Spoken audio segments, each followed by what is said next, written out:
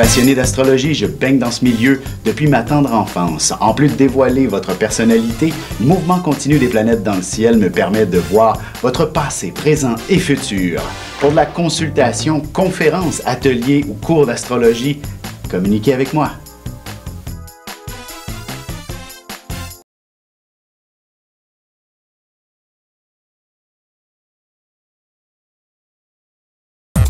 Voici l'horoscope de Jacqueline et Alexandre Aubry.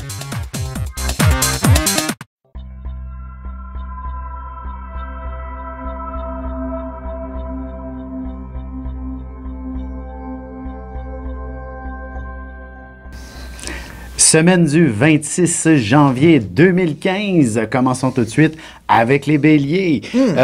Une semaine, d'une certaine manière, où l'aspect financier risque d'être légèrement problématique. Des dépenses imprévues ou encore un stress là, avec votre budget dès le début de la semaine. Ou coup de folie pour acheter du luxe. Exactement. Oh oui. Et il ne serait pas étonnant que si vous avez une vieille voiture, l'idée vous prenne d'aller vous en acheter une neuve, entre autres. Oui, oui. Beaucoup de déplacements en perspective, surtout au cours de la deuxième partie de la semaine. On va vous demander soit vos enfants d'aller les reconduire un peu partout ou encore au travail. Il y a certainement des commissions, des courses. Bref, tout ça, vous risquez d'être coincé dans la circulation à quelques reprises. S'il y en a des béliers qui œuvrent politiquement, socialement, dans la communauté, ils vont faire un gros travail cette semaine. Ils vont changer les choses. Exactement. Et pour ce qui est de l'aspect sentimental, il faut prendre le temps de vivre un petit peu sa relation et de se parler à l'occasion.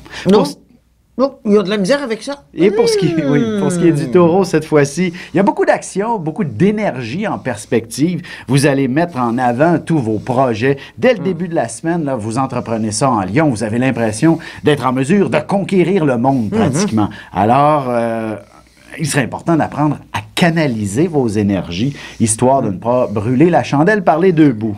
Le sens de l'entreprise, quand on l'a, on fonce. Exactement. Vous allez avoir beaucoup d'amis qui vont vous solliciter. Au travail, il y aura certainement de nombreuses responsabilités qui vous exigeront de bien coordonner votre agenda avec la famille, avec toutes les différentes responsabilités. Sur le plan sentimental, on dirait qu'il n'y a pas beaucoup de place à cette réalité-là. Vous allez tout simplement, disons, l'aspect affectif, il faudra mettre à l'agenda peut-être un petit quelque chose avec votre amoureux, histoire de ne pas vous oublier. Juste s'en rappeler, hein? Exactement.